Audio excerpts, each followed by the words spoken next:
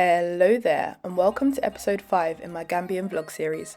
Today I'll be visiting Kunta Kinteh Island, which was once used as a holding ground for captured slaves before they were shipped to America. The island is named after its most famous slave, Kunta Kinteh, whose name you might recognise from the movie Roots. Kunta Kinteh Island only got its name in 2011. A lot of local people still refer to it as its former name, James Island, which is why I keep saying it in this video. So the day began with us being picked up by our tour guide and heading to Banjul ferry terminal, where we boarded the ferry bright and early.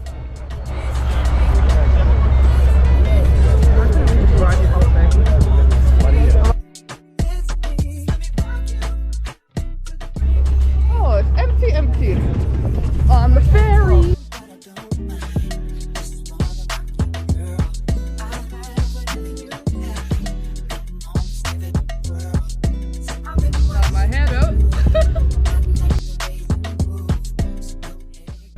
Pulling up in style.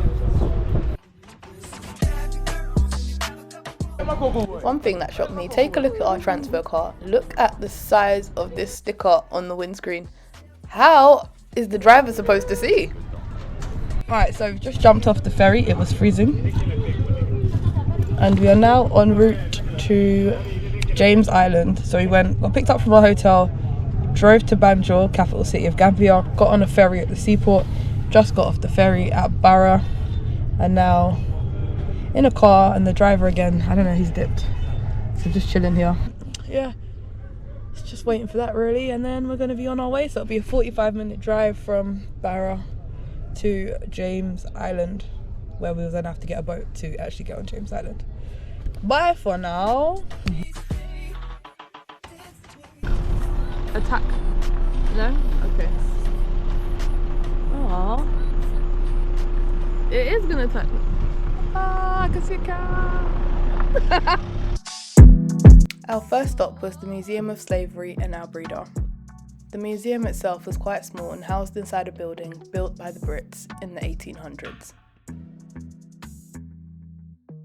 Inside the museum are photos, memorabilia and artefacts detailing the horrific treatment that these people endured.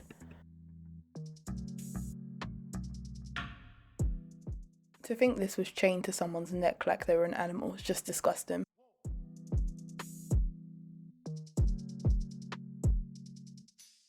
It's absolutely insane to think that it was normal to have a poster advertising humans for sale or for rent.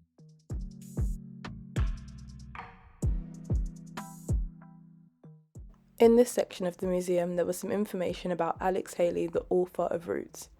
The slave Kunta Kinteh from the movie Roots is actually one of Alex Haley's ancestors.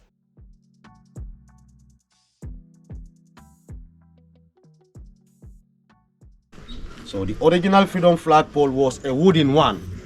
Okay. And that wooden one was destroyed and the government put the metal one there. So this happened here after the abolition of the trade. 98 slaves were remained on the island after the abolition of the trade. And those 98 slaves, their masters come to understand that they cannot escape with those slaves to America and they don't want to bring them back to the mainland. So, and they come to understand that they were not good swimmers. So, and this river Gambia was full of wild animals, sharks and crocodiles. Oh gosh. So, and these trading companies, they feed those animals with a dead body of a slave, or handicapped slave, or a weak slave. Because when they transport them to the island, they will never bring them back.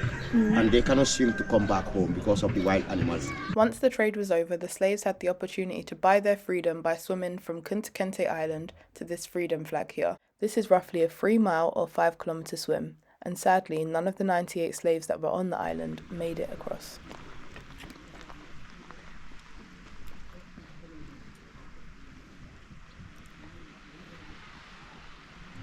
I'm in Albreda town, the hometown of Kunta Kinteh.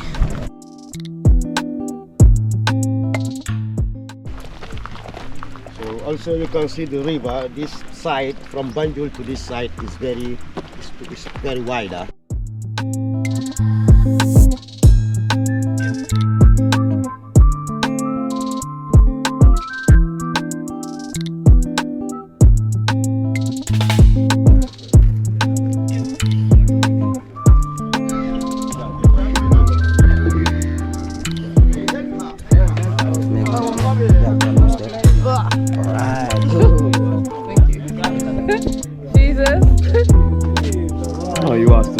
one? Okay. Don't you think the sky looks crazy here? It's like the sun is literally shining over the island. In the mid-1400s, the island was acquired by the Portuguese, who began construction on a fort. We'll have a look at this later.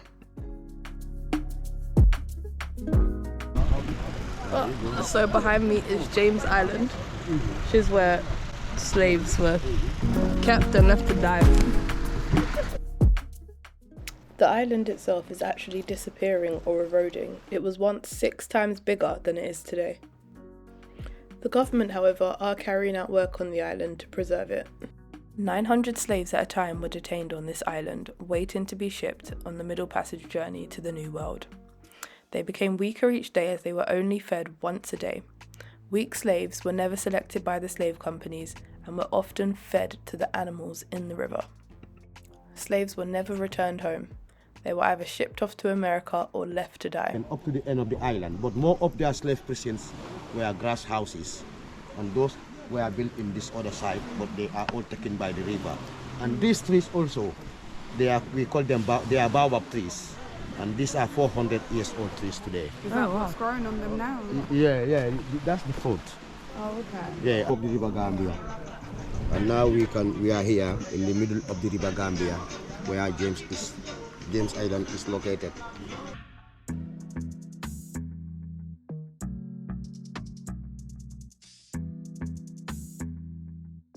All these constructions were done by slaves. Oh, They were using pound oyster shells to make all their constructions. And you can see the fire bricks, they come all the way from Liverpool and Bristol. Oh, wow. So the black ones, they collect them from Dog Island. We call them lateral rocks or volcanic rocks.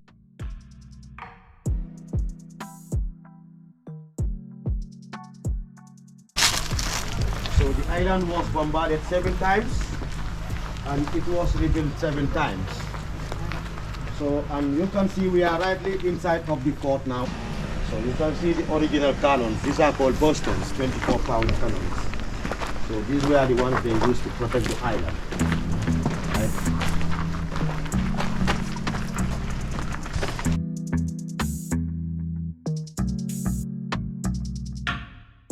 This is the cell where Kunta Kinteh was held. I didn't film inside, but I did go in, and so sad. That's so messed up.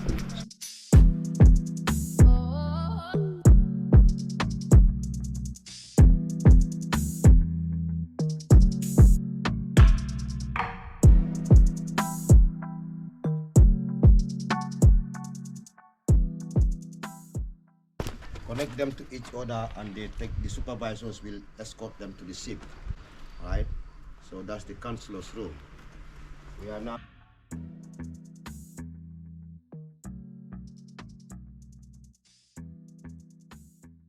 And here was also used as their courthouse, where they justice the slaves that were not complying. All the companies were making their enjoyments. Enjoying of wines, raiding women, transporting them to America. Any necessary enjoyments on this island were all used to be held in here. Yeah.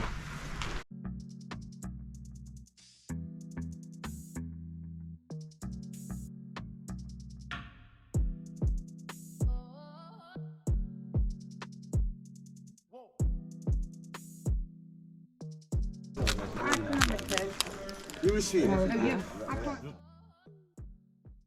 Slave beads.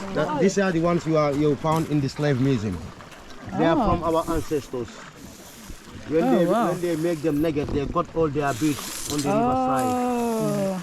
Yeah, so these are the ribbons. These are centuries. These are centuries beads. Sometimes it's difficult to find. When slaves arrived at the island, their cultural waist beads would be cut off, and some of the beads can still be found in the sand, which is crazy. You see small one. They use small ones too. Yeah. Oh, wow. So this is from slaves. Wow. You can keep these. Just leaving the island. It's pretty sad, to be honest. A If you make it juice. Oh.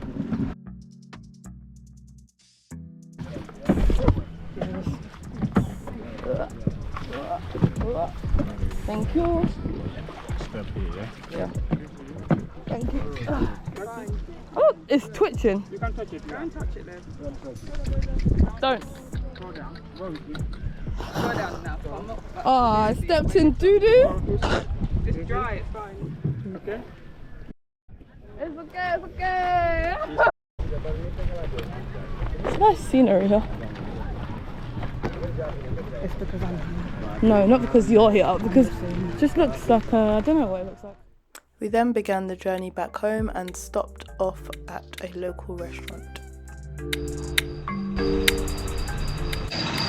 I'm so tired. I've just come back from James Island now, waiting to have something to eat. I've ordered benachin, which is basically like jollof rice. Apparently Gambians invented it.